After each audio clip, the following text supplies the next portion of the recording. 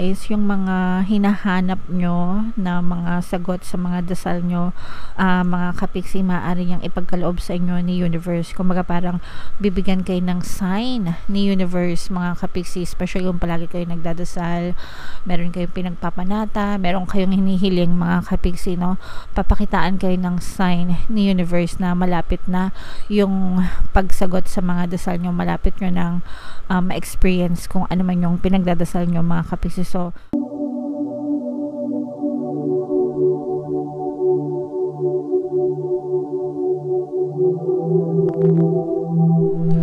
hello guys, hello Aquarius, welcome back to Pinay Pixie Tarot. Ang pamagat ng episode natin for tonight is full moon kapalaran para ngayong December to January para sa Aquarius, Sun, Moon, Rising, Sign, and Venus. Shuffle ko yung cards guys, hanapin ko yung energy ng moon at saka yung energy ng Aquarius.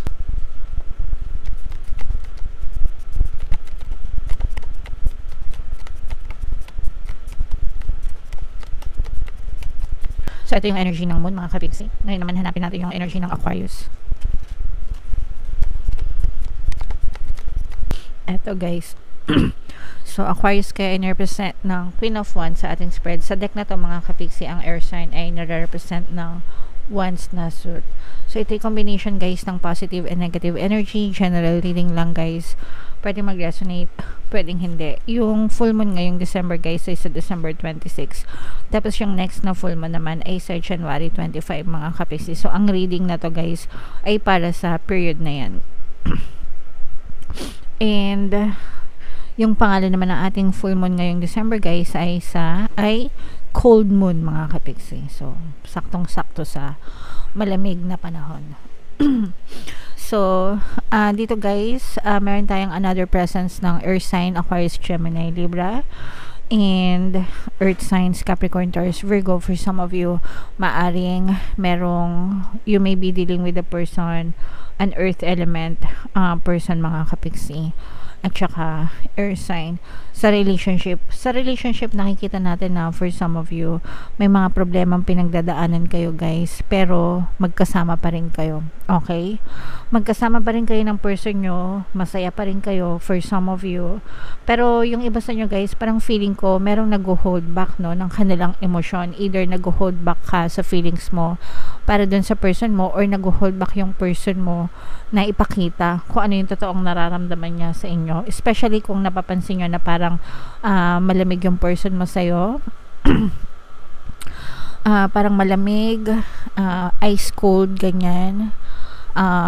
Hindi masyadong showy, hindi masyadong I love you, pero magkasama pa rin kayo nitong person mo. Ang totoo, mga kapiksi, is mahal kayo nitong person mo. Mahal niya kayo. May pagmamahal sa pagitan nyo. And for some of you, baka hindi nyo yun nasasabi kasi there are other people talaga, especially air sign, no?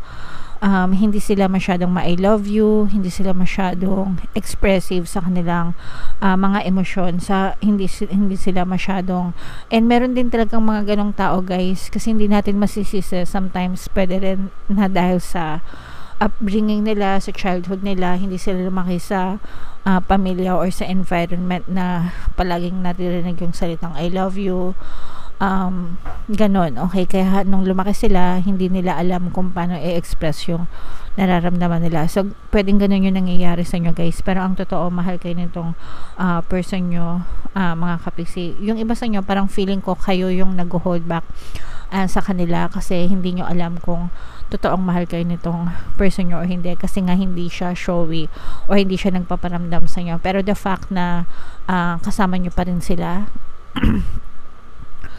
sa buhay nyo, and in a relationship pa rin kayo nitong person na to, ibig sabihin mahal pa rin kayo nitong person nyo, mga kapiksi. For some of you guys, no, parang unti-unti yung makikilala. This is more on relationship energy, no, at least dito sa spread na to guys. Unti-unti yung makikilala yung personality nitong person na to, yung pagkatao niya, mga kapiksiin. Parang dahil doon, mas lalo nyo pa siyang matututunang mahalin. For some of you guys, maaaring merong investment na dumating sa inyo, pero naghihinay-hinay kayo, and okay lang yan guys, pagdating talaga sa mga investment paglalabas ng pera, mas mabuti talaga na maghinay-hinay kayo and alamin nyo muna yung mga pinapasok nyo guys, sa sobrang dami ng scam ngayon, iba-ibang klase, di ba? Although may mga legit naman na mga investment, pero marami na rin kasi yung naglipa na, no, na mga fake or mga fake na investment or mga scam. So mag-ingat-ingat kayo mga kapiksi. Alright? Tingnan natin guys kung ano pa yung additional na mensahe sa inyo. Yung mga sa inyo guys, yung mga hinahanap nyo na mga sagot sa mga dasal nyo, mga kapiksi, maaari niyang ipagkaloob sa inyo ni universe. Kumbaga parang bibigyan kayo ng sign ni universe mga kapiksi, especially yung palagi kayo nagdadasal, meron kayong pinagpapanata, meron kayong hinihiling mga kapiksi, no? Papakitaan kayo ng sign ni universe na malapit na yung pagsagot sa mga dasal nyo, malapit nyo ng ma-experience kung ano man yung pinagdadasal nyo mga kapiksi. So tinuturuan kayo maging matyaga pa mga kapiksi, and alagaan nyo yung inyong good intentions towards your desire mga kapiksi. Ibig sabihin, you persist, no? You don't give up mga kapiksi. Huwag kayong susuko dito sa mga pangarap nyo hanggang sa ipagkaloob siya sa inyo. Okay, so alagaan nyo. Habang inaalagaan nyo ito mga kapiksi, 'di ba? Inaalagaan din kayo sa taas, no? So nagets nyo ba yung ibig sabihin? Alagaan nyo yung mga desires nyo sa isip nyo, sa puso nyo, dito sa lupa. And aalagaan din kayo ng nasa taas mga kapiksi. Antayin nyo na talaga magbunga yung mga hinihiling nyo sa nasa taas mga kapiksi. Kasi ipagkakalob talaga yan sa inyo dahil sa inyong good karma mga kapiksi. And yung mga gumawa, kung meron man kayong mga nakatampuhan or merong gumawa sa inyo ng hindi maganda mga kapiksi, nakakarma sila. Okay, binabalikan sila ng bad karma mga kapiksi. So kung meron man kayong nakatampuhan, nakasamaan ng loob, or merong gumawa sa inyo ng hindi ka nais-nais, hindi maganda mga kapiksi, huwag nyong isiping gumante sa kanila guys, kasi si universe yung nagpaparusa sa kanila. Ngayon binabalikan sila ng mga bad karma nila mga kapiksi. So kayo guys, always dun lang tayo sa good intentions palagi mga kapiksi, para good karma lang din yung palaging babalik sa atin, and yung mga gumawa sa atin ng hindi magaganda, si universe ang bahalang magparusa sa kanila mga kapiksi. Okay, and sabi ko nga, in your case, sa buhay nila ngayon, nakaka-experience na sila ng bad karma mga kapiksi. Alright?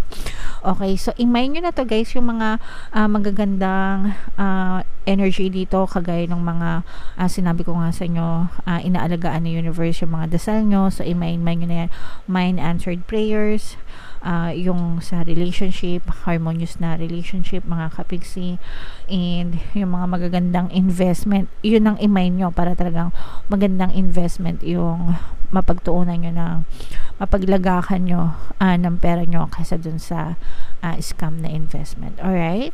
Okay, so i-mind nyo yan guys sa comment section. Huwag nyo kalimutan mag-mind, mag-claim mga kapiksi, no? And tingnan natin yung full moon message sa inyo guys. Shuffle ko to. Habang sinushuffle ko to, panoorin nyo muna tong video natin regarding sa ating paano mag-manifest ng abundance video course. Kapiksi, sawa ka na ba sa mga struggles at hirap sa buhay mo? Masipag ka ba at masikap sa buhay ngunit hindi ka pa rin umaasenso? Ilang beses ka na bang nag-attempt magnegosyo at mag-invest pero palagi ka pa rin nalulugi?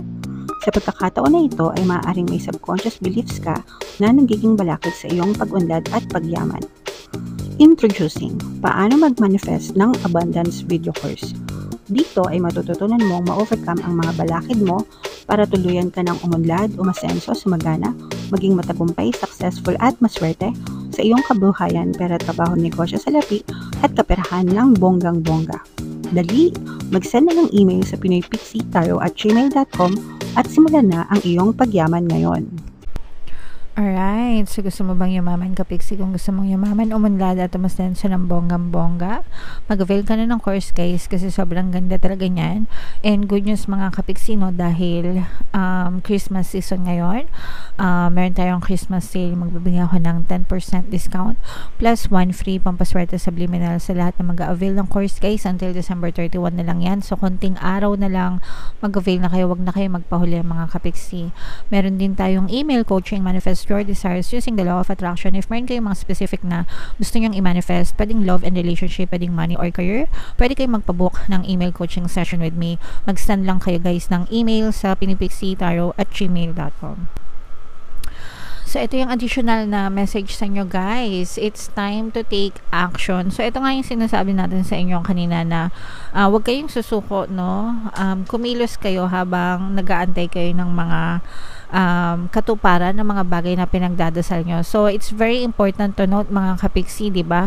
Meron tayong kasabihan na nasa Diyos ang awa, nasa tao ang gawa. So, if we are praying, mga Kapiksi, make sure na sa ating 3D, sa ating physical reality is nag-e-effort din tayo, kumikilos din tayo, uma-action din tayo, no, towards our lives, goals, kung ano yung goals and desires natin sa buhay. Pero syempre, magdasal tayo, kumilos tayo, and sabayan natin ng positibong mental diet, mga Kapiksi. Kasi kahit na nagdadasal kayo, kahit na kumikilos kayo, ang sipag-sipag nyo, kung hindi naman positibo yung mental diet nyo, negative din, kinakancel nyo lang, sinasayang nyo lang yung effort nyo. Marami tayong ganyan, guys, no, hanggang ngayon.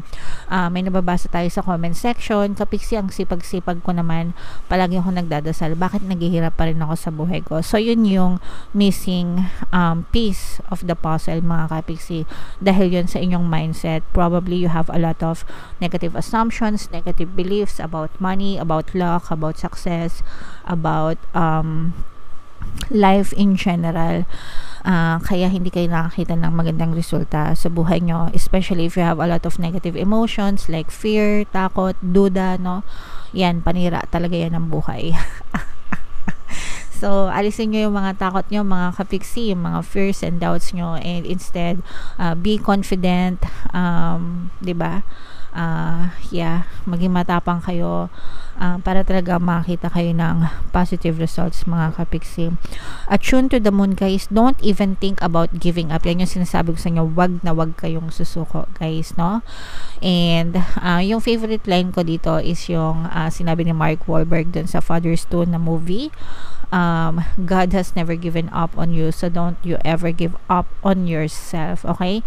Nasa Netflix yata yun, guys, hindi ko alam, check nyo na lang. Father's 2, no? Movie ni Mark Wahlberg. Ano siya? Athlete siya na parang nagkaroon siya ng sakit, tapos naging pare siya. Father, pare, yan. So, maganda yun, mga Kapiksi. Panoorin nyo, marami kayong lessons na matututunan. Alright?